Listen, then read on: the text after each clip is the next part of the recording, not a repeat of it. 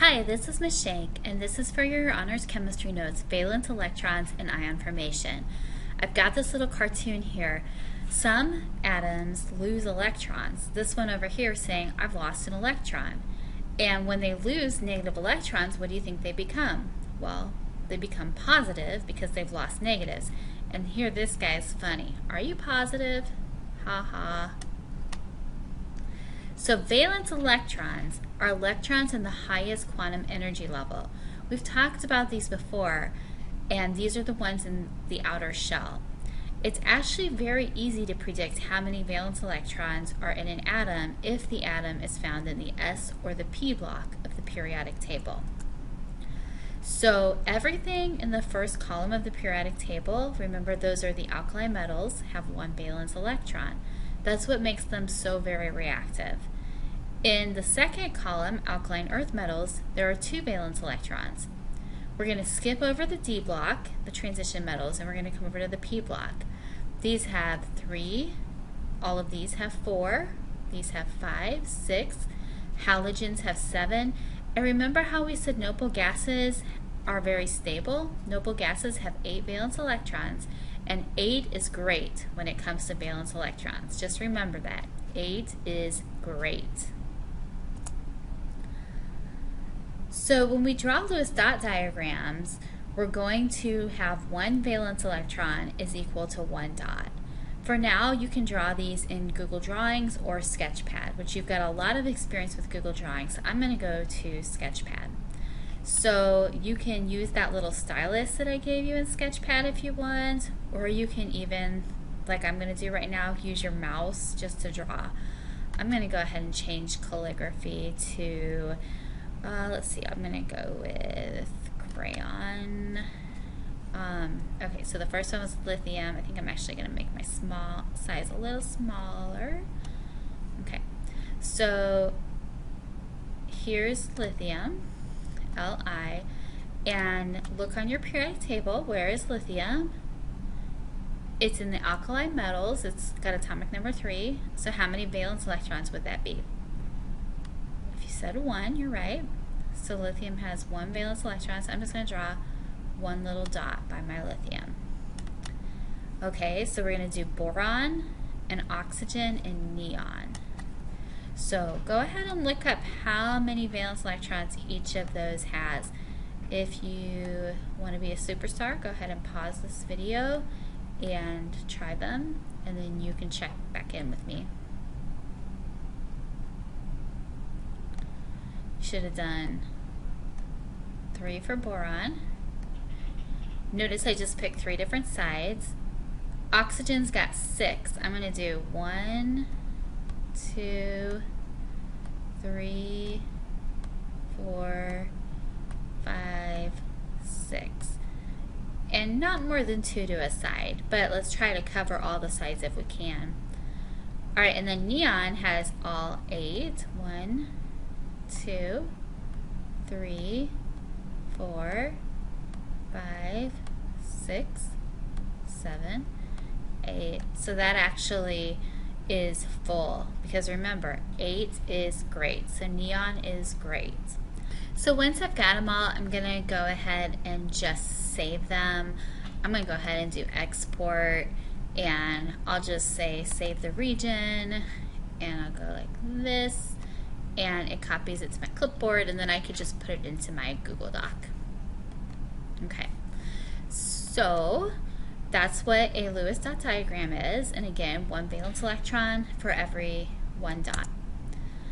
Okay, now we're going to talk about formation of ions. An ion is a charged atom that has either lost or gained electrons. So we haven't talked about electrons being lost or gained before. When we talked before, we talked about ape, and we said the atomic number was equal to the number of protons, and it was also equal to the number of electrons.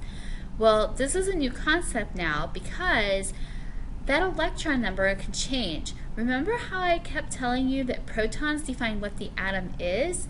That's because electrons doesn't have to be the same. This is if it's an atom. Here's a sodium atom. Sodium atom has 11 positive protons in the center, and it's got 11 negative electrons outside. Here's sodium ion. Notice that that very last electron that would have been out here is now gone. It says vacant valence shell here. It's gone, it's empty. Now there's only 10 electrons, so it's got a positive charge because now protons and electrons are not equal to each other anymore. So 8 goes away when we start talking about ions. So an ion can either be a cation or an anion. A cation is a positively charged ion, like the one I just showed you.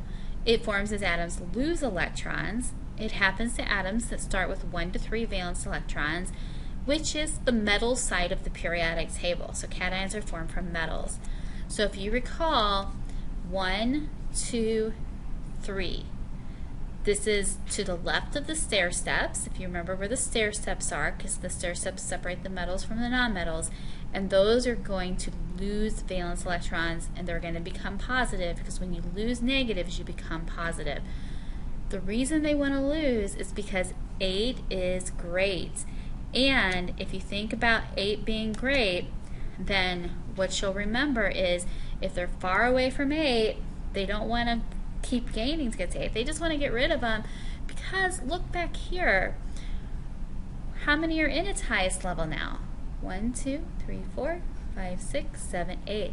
It just has less layers than it used to have, but it has 8 in its highest quantum level, or highest shell.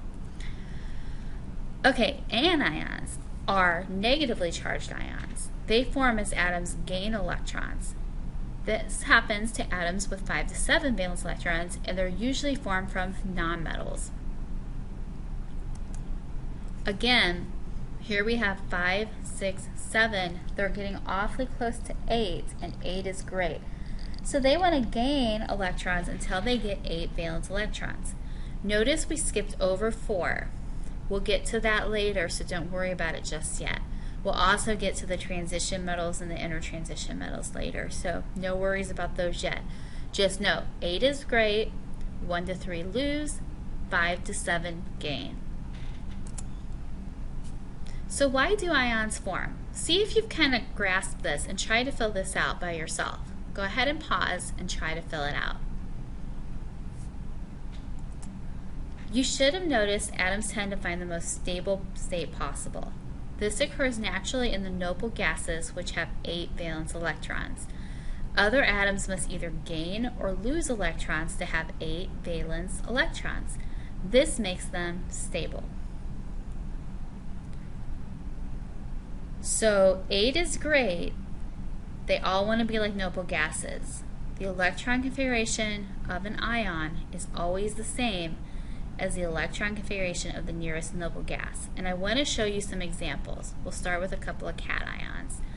So let's go back to electron configurations. 1s2, 2s2, etc. Can you do magnesiums before you move on? Magnesium has 12 electrons, 1s2, 2s2, 2p6, 3s2.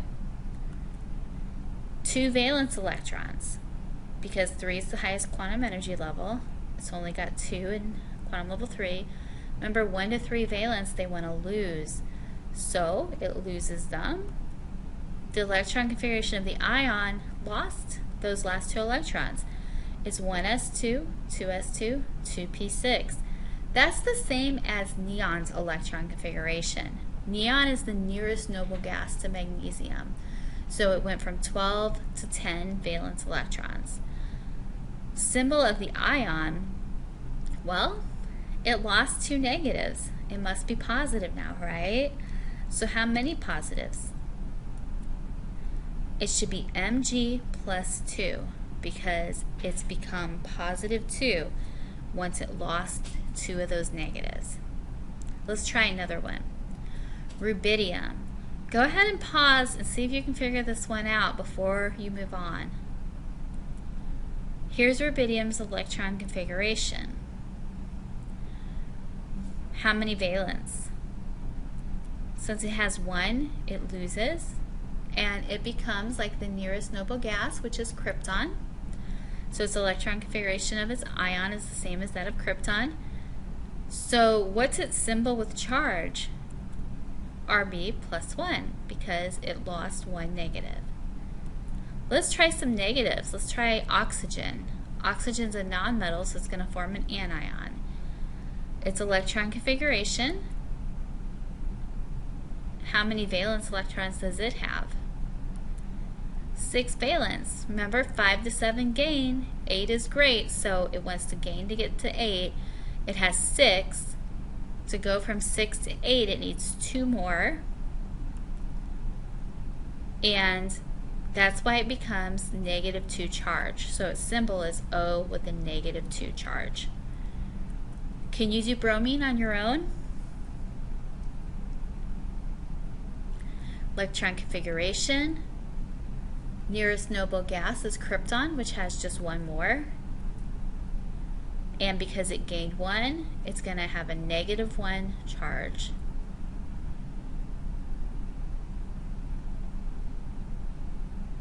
And that's how cations and anions form.